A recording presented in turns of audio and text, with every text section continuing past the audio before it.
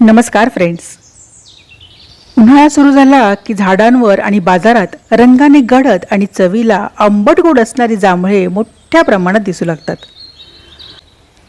दिवसातून फक्त 100 ते 150 ग्रॅम म्हणजेच अंदाजे 10 ते 15 जांभळे खावीत. तेही नेहमी जेवणानंतर मीठ लावूनच खावी, जेणेकरून घसा धरणार नाही. जांभूळ कधीही रिकाम्या पोटी खाऊ नका. यामुळे पित्त किंवा ॲसिडिटी वाढू शकते. जांभूळ खाल्ल्यानंतर लगेच दूध पिणे किंवा पाणी पिणे टाळावे. फ्रेंड्स, मी आपल्याला नेहमी सांगते, त्याचप्रमाणे कोणत्याही गोष्टीचा अतिरेक हा नुकसानकारक ठरू शकतो.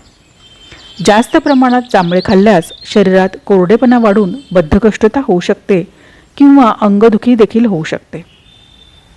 ज्यांना आधीच कोरड्या खोकल्याचा त्रास आहे किंवा ज्यांचे शरीर खूप कृश आहे, बारीक आहे, किंवा ज्यांना गंभीर बद्धकोष्ठता आहे, त्यांनी शक्यतो जांभूळ खाणे टाळावे.